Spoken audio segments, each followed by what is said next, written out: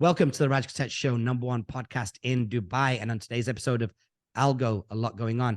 We are covering a bunch of really interesting stories, including tech layoffs at not only Facebook, which we've all heard about, but also Twitter en masse and even Stripe. We look at some of those by numbers and by percentages, just to give you an idea of the scale of the action that's going on in that part of the industry. On top of that, speaking of tech, we talk about Netflix putting out a new lower priced offering in return for serving up a few adverts.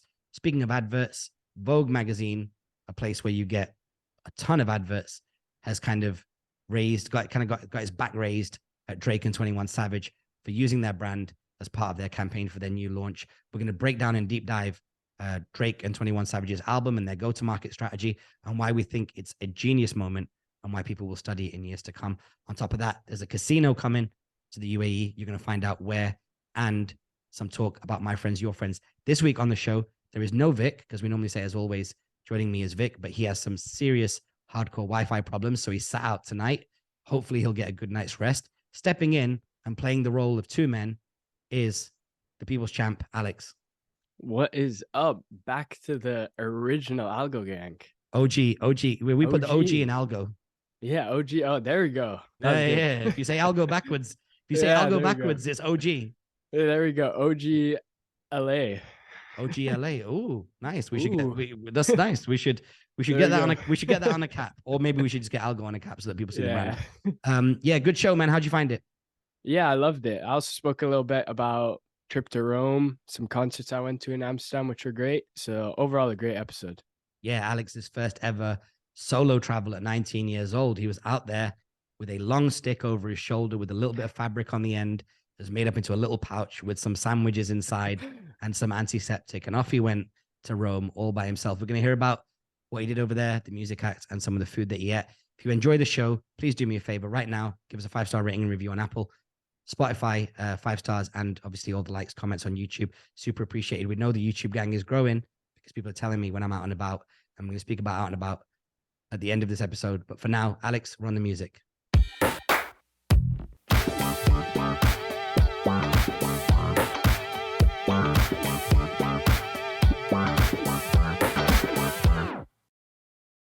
Okay, let's get into it.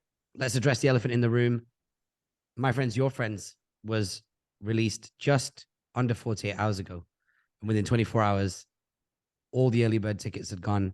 We wrote on the early birds ticket selection that there's going to be 200 of them. We did not expect that in the first 24 hours, 200 tickets would go. And so there was a period of time this morning. I woke up this morning after quite a long night and I saw my phone was blowing up, DMs, WhatsApps, everybody saying, hey, listen, what's going on with the tickets? It looks like it's sold out.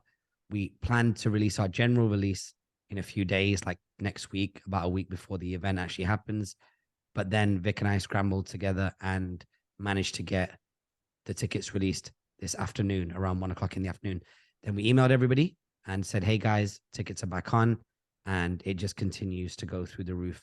I think this is going to be the first My Friends, Your Friends, where we absolutely need to close the guest list and need to close the guest list. It's probably going to be over a week before demand is high. It's been 6 months since the last one. You were here for the last one, right? Yeah, it was my first and only one. Man, I really feel like we're going to be in the stage soon where we're going to have to fly you back for these. I'm being serious. I hope so. Would you be able to do it? Let's say on November 22nd, you think you could, like, let's say those circumstances came about and we budgeted for it. Would you be able to fly in for 2 nights, do a video shoot and leave? November 22nd, I would not be able to because I have class on the 23rd. But it depends because some like if it was on like a Monday, I don't have class till Wednesday. So like you see, it would just depend on the day. Okay, talk me through, because we've spoken about this before on the podcast. You might have January off. Yes. I mean, it depends. So either have January completely off or I have either way I can work from anywhere because it's an online course during January. Okay. Yeah. So maybe we should do the next My Friends, Your Friends in January. Why not? It'd be a good idea. Then you'll be back or you'll stay in Amsterdam? No, I'll probably stay in UAE at least for a little bit. Okay, nice. Okay, well, we'll figure that out. So yeah, Obviously, it goes without saying, we've got to thank everybody who's been supporting My Friends, Your Friends for the last, 36 hours.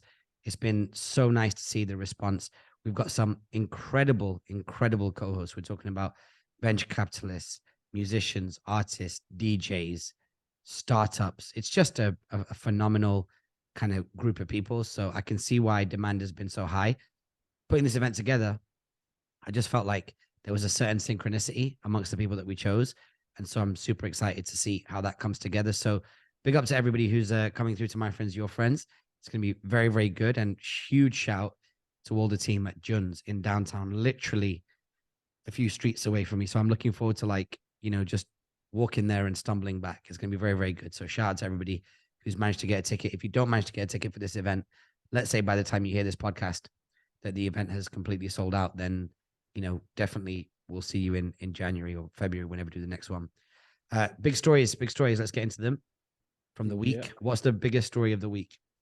Biggest story I would say is Twitter and Meta laying off 13% of their employees. Yeah. So Meta specifically, 13%. Yeah. AKA 11,000 staff, which is crazy. Now, Twitter let go of 3,700 people. Yeah. What I found fascinating this week is that if you look at it on a percentage basis, what these layoffs actually mean. So the 3,700 that Twitter laid off, now that it's being ran by Elon, is around 50% of the staff, because that company pre-Elon was just north of 7,000. Meta laid off 13%, which is 11,000 staff. Yeah. That's a huge amount. And then Stripe let off a higher percentage, 14% of its company. But that 14% only represents 1,000 people. So just on strictly like number of bodies being fired, Meta, their layoffs is the equivalent, is more than Twitter at 3,700 and Stripe at 4,700. In fact, it's more than 2 times, maybe closer to 2.5 times what those two companies have laid off. Now, Twitter has always been a bit of a laughing stock in terms of its financial performance, but Stripe is quite the opposite. Stripe did a valuation of 95 billion. Then as times got a little bit tougher, they like proactively downvalued their valuation, and now it's gone down a little bit more again. But you could probably look at all of the layoffs of a few more companies and you still wouldn't have as many people as Facebook has laid off. A real coming of age for Facebook, I would say. Yeah, I think so. I think it's surprising that they do it right after Twitter did it. Like, why Twitter first? The real purpose behind why, like the strategic or the paradigm shift that Twitter represents is Elon is now going to give permission for like heads to roll en masse, because normally tech companies, especially companies that are publicly listed, they use market conditions as an excuse, right? And they fire fast and they fire deep. We saw this happen at the beginning of the pandemic. A lot of people let people go because they were like, you know what, maybe we've got some government support, some quantitative easing, or it's just been time to cut the fat and let's do it right now whilst demand is going down. But there's never been this force of this individual actor or this market participant like an Elon, who's also been so heavy-handed with his cuts. So as a result of the market being bad, that's one excuse. And then also CEOs like Mark Zuckerberg being inspired to go ahead and be the bad guy, because they're like, well, if I let go of 13%, that's still not as bad as Elon's 50%. So I think Elon being so aggressive and being so heavy-handed and kind of butchering through his headcount has given tech CEOs permission to cut. And these are not the only tech companies that are cutting, mind you. It's happening across the board. A lot of companies that have benefited from tremendous amount of growth and tremendous amount of liquidity, because there's been a lot of money knocking around in the last decade or so, are now coming in and really starting to fire people en masse. That also means now that Meta has to run a much more leaner operation, and they've still got a lot of product work they've got to do on apps like Instagram, because they're getting clobbered by the likes of TikTok. But they've also made a huge commitment in terms of billions of dollars to the metaverse itself as well, right? So I don't know how they're going to manage to make it all float. Have you seen any metaverse hype, or is it, from your perspective, is it still like a bit of a joke thing. Yeah, I don't know. I think it's still a bit of like a joke thing, and it's gonna be that way until I think way after the recession. Yeah. Just because like there's bigger things to focus on, and like a year ago, like all the crypto and Web3 was being talked about because the recession wasn't in view for a majority of the people. But I just think it's gonna take a very, very long time until Web3 is spoken about how it was spoken about a year ago. Yeah, I think you're right. It's a good point. It's all these things have got to get in the background now, whilst people worry about paying their bills, like keeping their Mm-hmm. lighting on and worrying about what their shopping costs are when they go out every single week. I mean, in the UK, my mortgage personally in the UK has gone up by a third, and that's all interest. So Mm, even though I'm going to be paying a third more on a cash basis, my capital will not reduce on my mortgage debt by a single mm-hmm. penny more. Damn. So I'm literally just Yeah. getting screwed here. So yeah, it's gonna get real now. I think reality's kicked in. Also, have you been following Gary's content, Gary V's content recently? Yeah, I have. Have you seen it What skew about more towards recession talk? Yeah, I have. It was a lot more like a year ago, is all about content. Well, a year ago I it would was all say about crypto and NFTs. crypto, NFT. Yeah, yeah, Then that's as true. as the NFT market cooled down, he kind of started talking more about Went back. content and content Hmm. strategy, which has always been his kind of like home Yeah. turf. And then now he's getting much more into recession and preparing for the recession, because Hmm. he's one of the people that's really put the battery in a lot of entrepreneurs back and gave them the permission to go out and do some great things. Mm. However, we have to also understand that the market conditions were also pretty good at those times, and the Mm. market let a lot of people seep through. And I think now a lot of people are going to feel like really going to feel a serious recession that's got components of 2008 in it, like the real estate crisis Hmm. and the great financial crash. Yeah. It's also got components of 2000 and the tech crash. There's a Hmm. lot of walls crumbling down around people in the market right now. Yeah, I think as a 19-year-old, it'll be interesting for me to be living my first recession in terms of like also having to manage a budget, being in university and things like that. You became very astute when you were working like here in Dubai with us full time in Mm. terms of watching certain stocks, trades, crypto, because that Yeah. was definitely all the rage coming out of 2021. Um, to your point about like watching the market, like I think a 19-year-old would experience a recession the way that a 30-year-old did on the last recession, Mm. because Hmm. now you're an active participant. Like when I was 30, we didn't have Hmm. apps on our phones where we could buy stocks, whereas you could now Yeah. own stocks and crypto, which you do. Would you then Hmm. see it as an opportunity to take some of your money right now and then like go long? Because one thing you've got is time. At 19 years old, you can buy any of these distressed stocks and know that over a 20-year window, you're going to be Hmm. all right. Yeah, I think it also, like for me personally, I'm okay with putting my money and keeping in something long term, but also a lot of people aren't okay with that. Like they would rather like put that money to use somehow now and then invest later. But for me, 100%, I would definitely keep looking at the markets and invest now, thinking about it in 6, 7, 8, 9, 10 years later down the line. What would you look at stocks wise? Um, Stocks wise, I mean, I'm invested in Coca-Cola. Mm-hmm. I look a lot into stocks that give back dividends, just because over a certain period of time, and depending on how many stocks I buy, eventually those dividends will pay for me to buy other stocks, Yeah. which I find super interesting. Um, yeah. I think Coca-Cola is an interesting one because I don't know if this is true or where I heard this, but like in a recession, people kind of like they go back to that stuff because realistically, like, well, Mm, not necessarily Coke. Actually, this is a bad example. The example I think I'm trying to speak about is like a McDonald's. Like if you're really in the part of the world that gets really exposed to like tough market conditions, I know that things like fast food really spike yeah, because it's high in that's true. calories, it's low in cost. You get everything that you need inside a meal. Now, those things are not always going to be great for you, fries, sodas, Hmm. things of that nature. But I do believe that there is like an economic correlation between fast food and junk food when times get tough. So something to look out for. I think we're also seeing changes in the market. My very good friend, I'm going to read it out, is one of the brightest people that I've ever seen on the internet. Goes by the name of Young Bogus Boy. I'm going to try and find the screen grab.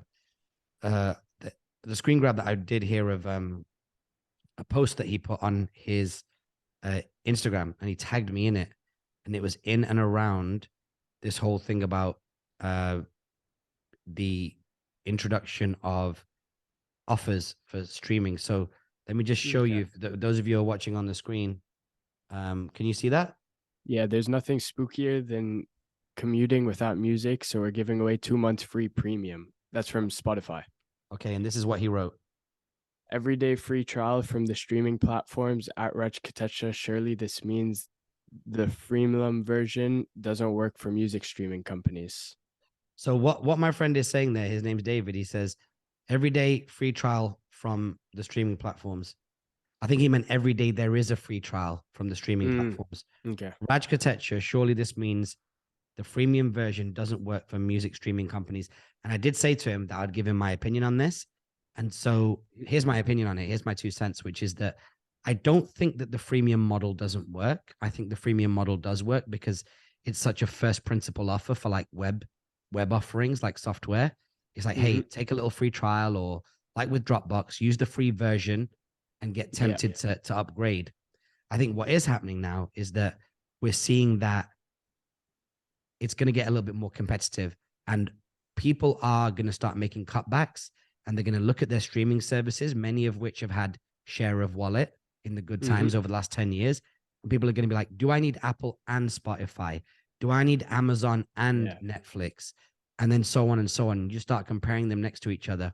And whilst times were good and the window was open, you know, you've got HBO Max, you've got Disney Plus, you've got all these things drive in. And now what's going to happen is we're going to get customers that are going to be forced to choose, because realistically, they could be saving $100, $150 a year by dropping one of these services. But also what might also start seeing is consolidation. And I don't know how this would happen. And it might be, you know, a week or two or a month or two, still too early for this. But do we start seeing Netflix and Amazon Prime together in a basket? Now, these are still separate companies where the revenue goes to them. But could a bank or another service be like, hey, if you sign with us, we'll give you Netflix and Amazon? Or could there be a third-party service that puts a bundle together in a basket and just sells it to you in one go?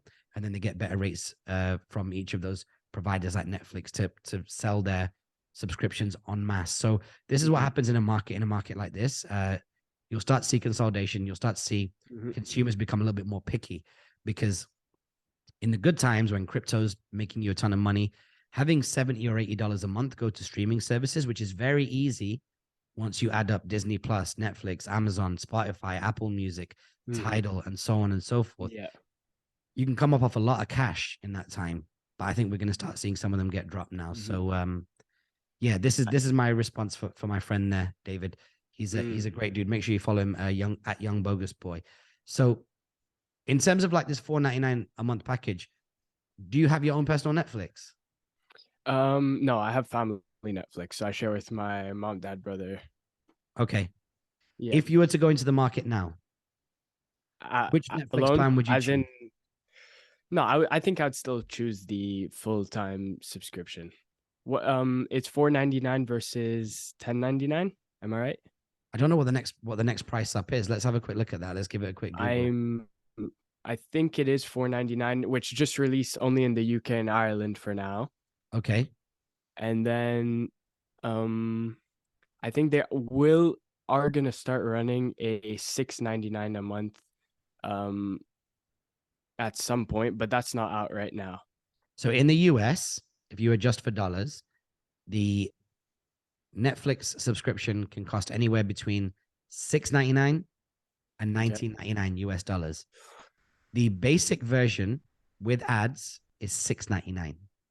Okay, in dollars. Okay. Right. The version that gives you the equivalent of like DVD quality, Blu-ray quality is $9.99. Yep. Okay. So you're talking about, you know, basically paying 50% more, or saving 30% if you go from $9.99 to $6.99. So really something to look out for. I think we're going to start seeing a lot more stuff like this. Like we've, you know, one thing that people will adjust for as times get harder is that they might make compromises and downgrade to save a little bit of money. But this Netflix move is really about much more than a reduction in the lowest plan. It's for them to continue to hit their growth, like net subscription acquisitions. They're not going to be able to do it at the $6.99 price, the $9.99 price point anymore. Oh. So it's not that they are discounting or telling people at the $9.99 mark, hey, why don't you downgrade and save a couple of dollars? I don't think that $3 is meaningful. But what they are doing is they're lowering the entry point to become one of their customers so that they can continue to see growth in difficult times. Yeah, I think it's like people who are debating between, like, they already have Amazon Prime or another service, and they're like, they want to watch maybe a few shows on Netflix, and they're like, oh, why not get the cheaper one with ads just for the few times I'm going to use it, instead of maybe not getting it at all. Yeah, good point. Yeah, because then, if they all offer a slightly cheaper thing, maybe you can keep one of those streaming platforms, And I think, go ahead. Yes. Oh, I was gonna say, for me, for example, I only have Netflix. I don't have Amazon Prime or anything else. But for example, let's say there was a few shows or movies that I would want to watch on another platform. Why not, instead of pay the whole subscription, just pay 30% off just to watch one show? Yeah, we've never seen plans move down in price point and move into a place where their fundamental proposition has been compromised, where they go from like no ads to ads. So very directionally, that's very unique.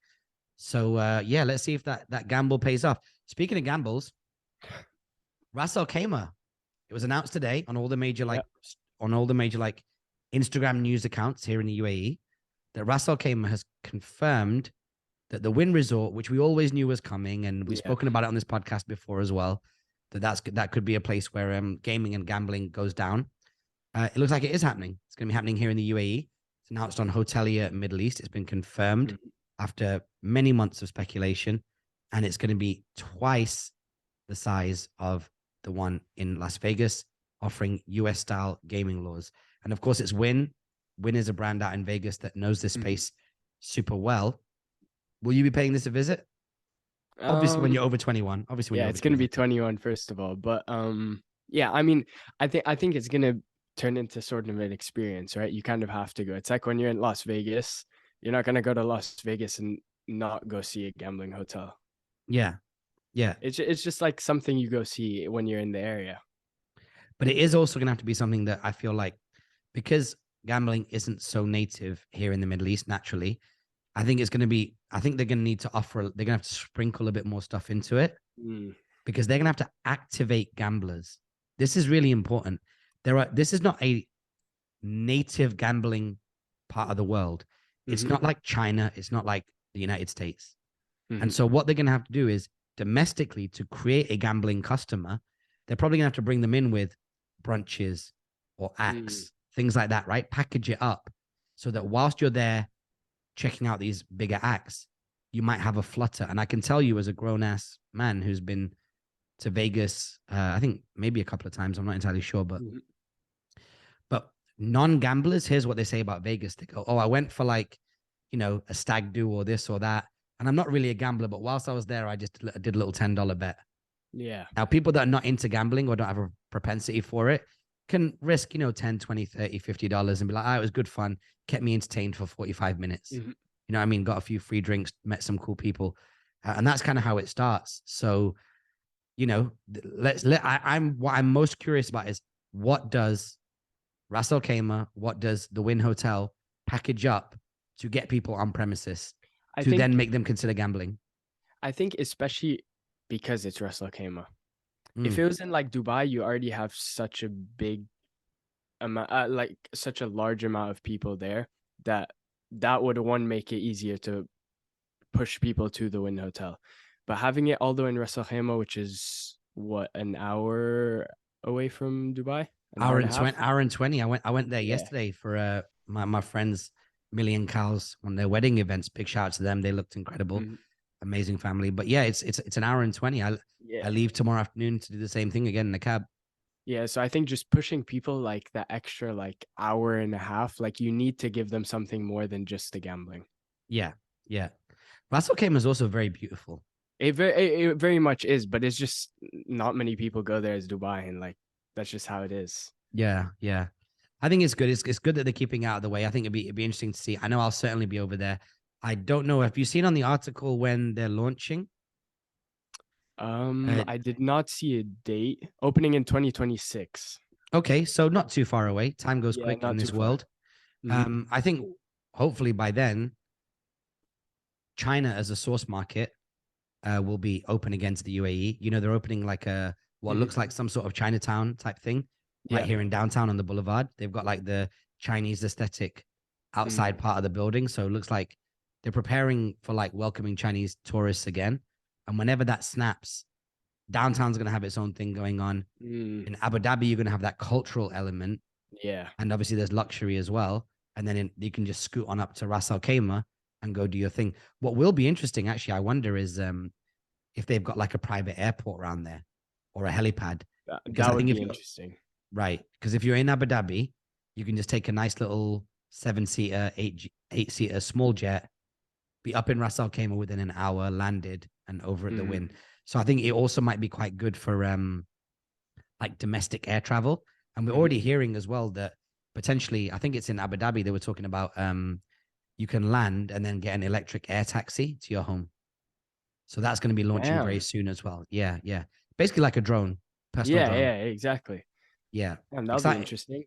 exciting times. And it's so weird, Yeah. you know, because we have spent time talking about the UK economy and Europe, and we've talked about that in quite a bit of a savage way, really. Do you know what I mean? Yeah. Like things aren't going too well out there, and yet it just seems to be more and more good news being pumped out of the UAE. Speaking of Savage, 21 Savage. 21 Savage. Firstly, before we get into the story of them being sued by Vogue magazine for you know, a number of assets that have been generated as part of their Mhm. go-to market for their new album. Have you heard the new album? Yes, I have. And And I think there's a few decent songs. I think yeah, I'll just leave it there. I think there's maybe well, no, five or tell us more. Tell us more. Like, what do you like about it? Like, you're 19. This is a very testosterone-driven album. it is. You're at like you just come out of puberty. This album was surely made for you. No, I enjoyed probably like I think there's like 6 songs I'd say that I would like listen to like by myself and like I would listen to on repeat. Then there's a few that I would expect more from them too. Mm-hmm. But Which ones? overall, Which records let you down? let me pull up my phone right now. Whilst you're pulling up your phone, I must say as well that I can't say at any point since they released this album, Her Loss, that I've listened to it from start to end. What's No. typically happened is I found myself getting into the first half to 2/3 of the album and enjoying it because Mhm. it's a very reckless album. They're both talking their talk on Yeah, that for sure. album.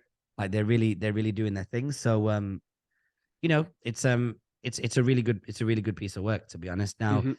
what is quite sad is that right after Takeoff was murdered, there's a Mhm. lot of like violence and resolving Mhm. beef with violence talk on there as well, which I think is kind of like that kind of like death rap that people are talking about.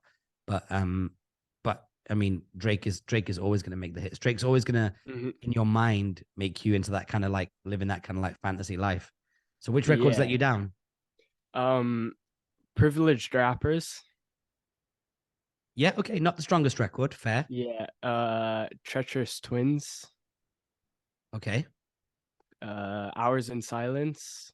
okay, But then the other ones are like uh P and Millions. I don't want to have to edit that word out. So P and yeah, Millions. yeah, Back Outside Boys I liked. yeah. That's doing well Um, on mhm. Instagram Reels and that. TikTok, things Yeah, like it's that. really Yeah. catching. Yeah, yeah, Broke Boys. yeah. Yeah. There's a, like I'll give it to 21 and Drake. There's a few songs that like I'll listen to like whenever I can, just Broke because they're Boys, good songs.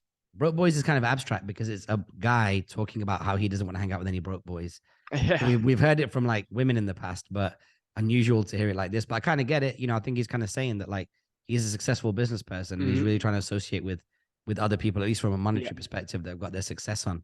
So Mm. yeah, man, pretty dope. So that's kind of is that everything? That's everything. We've covered everything except for sorry, the I actual mean, story here was except yeah. that Vogue is now suing Drake and 21 Savage. And I want to speak to the rollout here, which is such,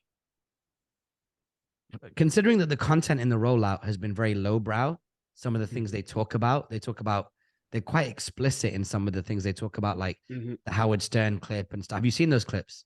Yeah. Right. So these are not things that can be repeated around the dinner table, right? So very, very, very, very explicit talk on these things. Quite lewd, to be honest. Let's be honest. But what was genius about what Drake did here, and I think this is a case study in social media, is that Drake put out the micro clips that you get in culture, internet culture, from a long form, but he just made the micro clip. He just made a micro clip of him at Tiny Desk. He just made a micro clip of him on Howard Stern. He just made the image on Vogue of the of them being on Vogue, which they obviously Vogue, weren't. And even me as well, I've said this before. When I did a Esquire magazine, I had a double page spread in there, and nobody read it. Nobody. Like, one person messaged me and said, I have a copy of Esquire with me, and it is it's great to see you in there. Otherwise, effectively nobody saw it. But when I posted it on my social media, people went crazy. And so the real value is the optics, the signal of showing that you're on the front of Vogue, as opposed to how many people will run to the newsstand and buy it and read it. You know what I mean? Yeah. I just, like, they probably knew they were going to get in trouble for it, right? I don't know. I mean, Drake's such a media darling. The idea of Anna Wintour coming after him is unusual. You would think that Drake has a big enough team behind him that they're going to let him know if what he's doing is right or wrong. Yeah, I mean, by the way, even Vogue suing them for $4 million might not be real. That might be a double down in this campaign. Yeah, that's very true. What happens is that he's probably protecting from the fact that he did Vogue, he did Tiny Desk, and he did Howard Stern, like fake versions, and SNL as well. The first video looks like it was shot at SNL. And so instead of that novelty going away and people being like, well, all of his rollout was fake, at least he's got his hand slapped for it.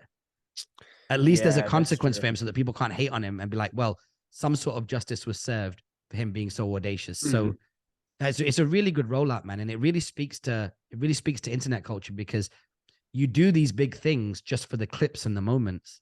And he started by engineering the clips and the moments. So it just shows how little time and attention people have. For most people today, time is money.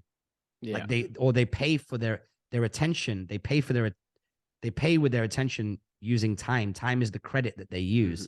And people are like, I don't want to read Vogue magazine. I just need to know that he's on the front cover of it to feel the hype of this album coming out. So this is going to be a real case study for marketing and media students moving forward in the future. Now, that's all the stories that we have for today. We've kept it really kind of like short in terms of number of stories. And obviously we got a bunch of stuff to do as well. So let's get into content recommendations. Obviously, we've already spoken about Drake and 21's album. Definitely worth checking out. For sure. I put on our company chat, Gen Z moms speaking on Twist. Did you hear that? I did not have time to hear it.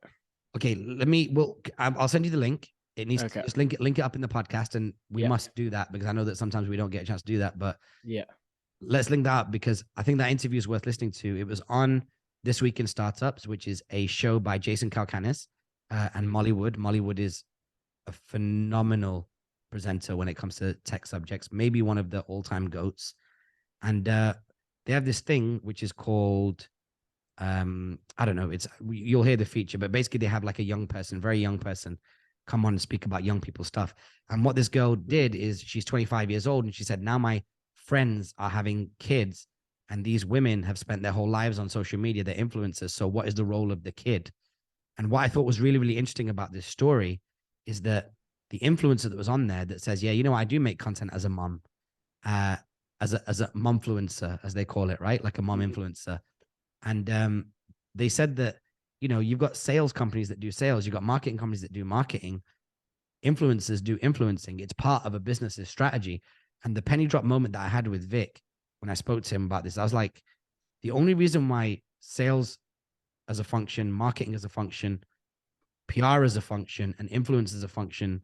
The only reason why influence differs and gets called out and cussed because people are like, oh, they're an influencer, they're not working, that's not a real job, is because influencers and this concept of influence and definition of it is so young that the influencers themselves, yet most of them haven't learned the language or don't have the tools to explain what they do in the context of business. So if you go and sit with a sales agency, they'll be like, well, here's how we help your sales. If you sit with a marketing agency, they'll be like, here's the value of the marketing to your business. If you sit with a PR company, they say, here's how we help you with your public relations. With influencers, it's still gray. And I think now that we're seeing influencers go from teenagers to mid-20s to moms, dads, parents, and so on, now heading into like the older years, like someone like a Gary Vaynerchuk, the older you get and the more experienced you get, like if you just by surviving, you become good at it. And just by surviving, you talk to more brands, and eventually you start meeting brands where they are and speaking to them in their language. And I think what's going to happen, especially as we're going through a recession and budgets become tight, the influencers that can speak about the influence they offer and what that means to a business and speaking that to a business in a business's language to them, meeting them where they are, they're going to do better. And I think we're now about to go through the maturation of influencing as a strategy and the influencer industry, period. So I think we've got some good times ahead. So go check that podcast out. Yeah, I'll link it down in the show notes. Yeah, please do. Also, our very good friend Raekwon the chef and Ray and Ghost on the new Kith campaign. Did you see that? Yeah, dope clothing.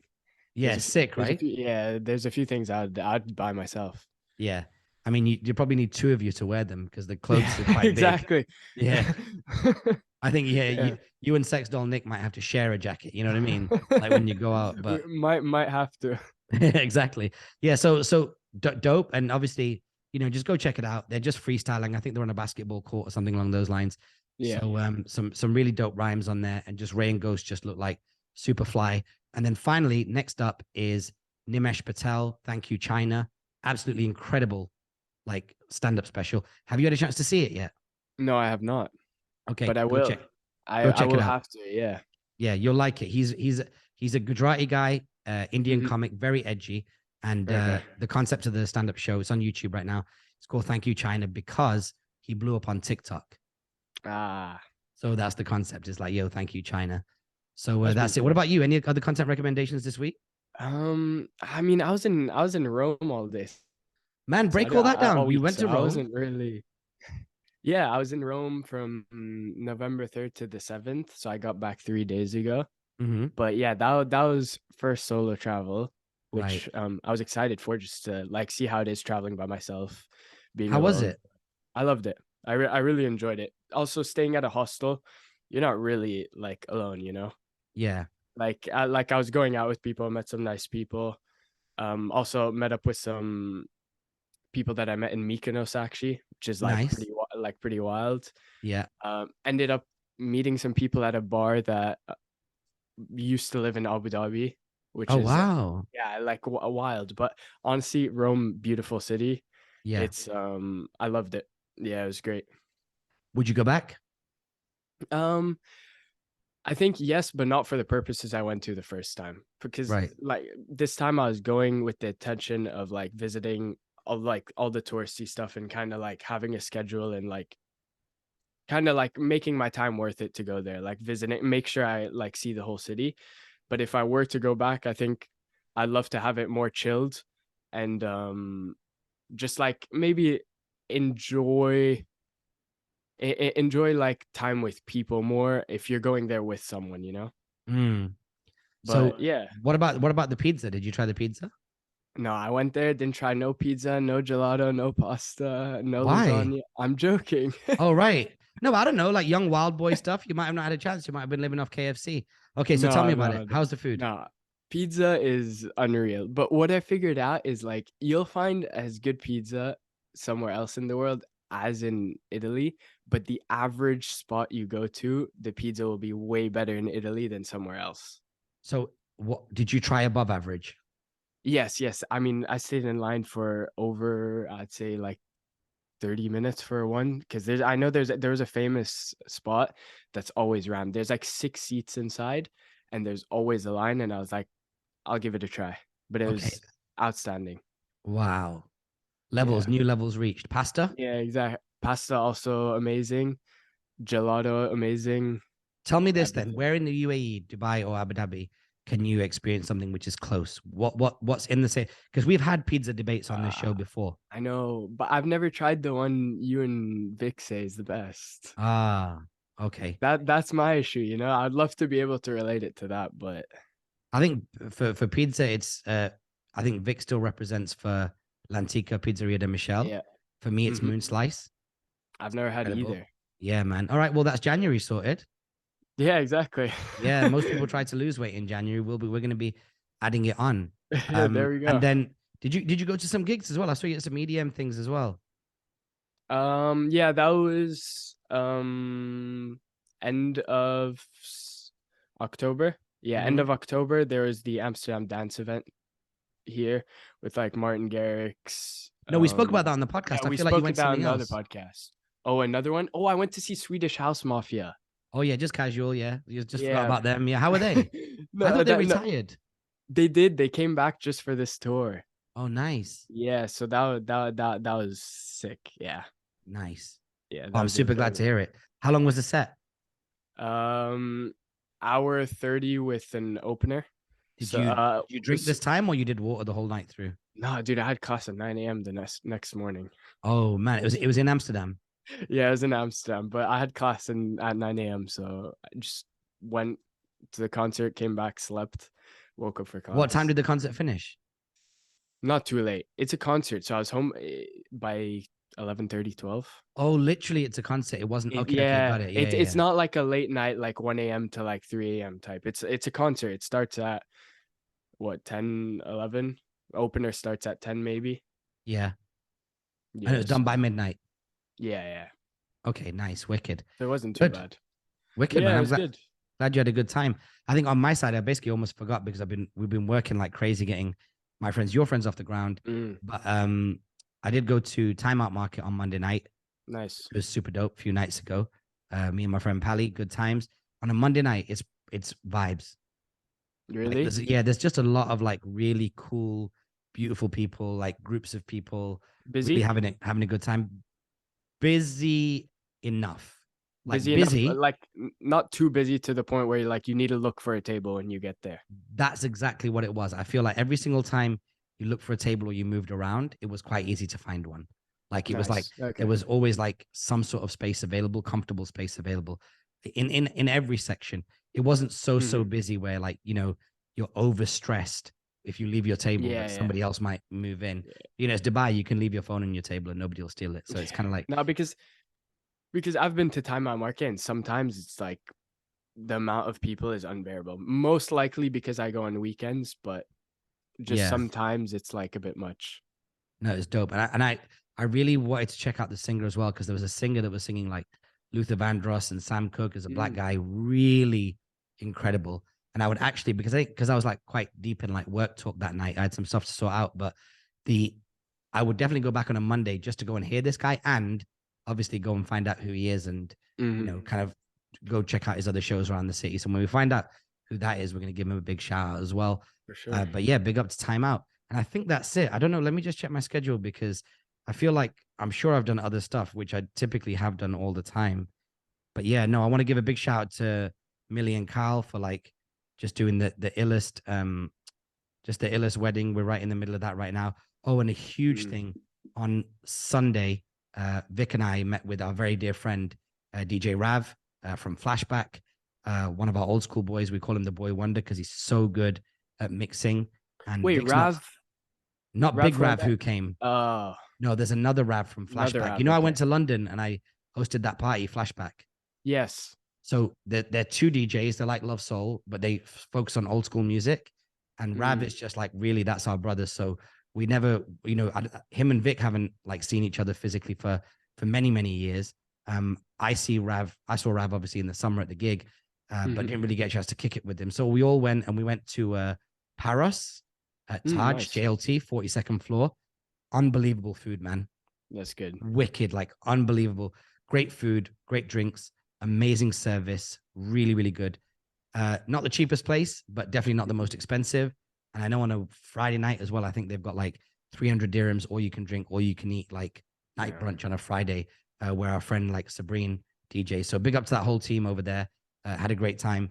Did a little bit of business whilst we were there too, but really enjoyed hanging out with Rav. Nice. That's our brother. We'll have him on the podcast one day as well. Speaking of our brother, shout out. It's a big birthday week for someone in our editorial gang. So Yes, as it you is. know, we've got quite a few dudes on there. I'm gonna give them a quick shout out. So Arjun, Bal, Jessel, Kyron, Neil, Sal, and new entry, Wes, my brother-in-law. But the guy whose birthday is this week, huge shout out to him. To Kish, Broken Soul Boy. He's coming over here for Soul DXB. And he went with Sal, also on our team. And the next night, Jessel went. So we'll probably do a breakdown at some point of how that show was, maybe in the next week or two. You didn't say speaking what of show, Soul, but it was the Kendrick Lamar show. thank you. Check you out in producer mode. Yeah, Kendrick Lamar. The show that has been featured on Amazon Prime was in London, so that's looking really dope. And the clips that I saw on Sal's Instagram were superb. So I want to give a massive shout out to our brother Kish. We look forward to seeing you very soon here in Dubai, and maybe getting the guys on the show as well at some point. Yeah, just to break down that Kendrick show. They saw it in person and what they thought about it. So yeah, really, really nice to have all them on there. You know what? You could even on. have Sex Doll Nick on the show because he went to Kendrick in Amsterdam. Did he? So you can compare, see the difference. Okay, let's do that. Yeah, why not? Okay, we'll do can that you set next that episode. up? Yeah, we'll set it up. All right, wicked. We'll do that on the next episode. Or yeah, okay, we'll do that next episode. Okay, that sounds good. We'll figure it out. Yeah. Also, the GOAT album comes out 11/11. KD3, KD being King's Disease 3 by Nas. Super in anticipation of that. Hopefully, God willing, about 8:00 in the morning tomorrow, which is about midnight East Coast time. By the time we wake up tomorrow, KD3 will be out. It'll be on very loud in the morning when I'm doing what I got to do. All right, wicked, man. Well, Alex, thanks so much, man, for holding down the fort. It's good every now and again to do one of these little retro. It is, right? Day one pods. I think it also pushes me to like speak more and like get out there. Yeah, you've got to. Exactly. I look forward to the day, and I don't think we're too far away from this day. I look forward to the day where one day you and Vic do an episode. That'll be interesting. Yeah, as it could be like a second episode for the week. Could be something for me personally to enjoy. You know. Yeah, it'd be it'd definitely be an interesting episode. Yeah, it'd be sick. So listen, call to action here, guys. Of course, 5-star rating on Spotify, 5-star rating and review on Apple would be amazing. Like, subscribe, leave us a comment. YouTube, we see those YouTube views, 50 to 100. But when I'm out and about, I mean, I was at the wedding yesterday, my friend Millie and Kyle's wedding, and real cool cat, Dams, came up to me. He's a marketing dude. He said he listens to the podcast, means the world. I know the hustlers are watching. I know the hustlers are listening. So big shout out to all of them. And but most importantly, my friends, your friends is coming up on the 22nd of November from 6 p.m. at Jun's in downtown, right on the boulevard, physically like you're on the pavement, under the neon palm trees, under the Burj Khalifa, right in the hustle bustle, the heart of downtown Dubai, greatest city in the world. And you just don't want to miss it, man. The co-hosts are incredible. Maybe next week we'll speak about the co-hosts a little bit more. We'll break it down on a one-on-one basis. And yeah, thanks so much for listening, everyone. Alex, thanks for holding it down. No worries. Thank you for having me. Well, you're part of the show. That's true, but you don't have to bring me every time. Yeah. The manners. No, it's, listen, dude, I told you, like, before this call, I was on another call and I was like, yo, I'm about to record the podcast. And they were like, well, Alex be on it. I was like, yes, Alex will be on it. So yeah. Don't downrank yourself, man. The people want you on here, and they'll definitely get you again next week when we're back on the show. All right, everyone, much love. Peace.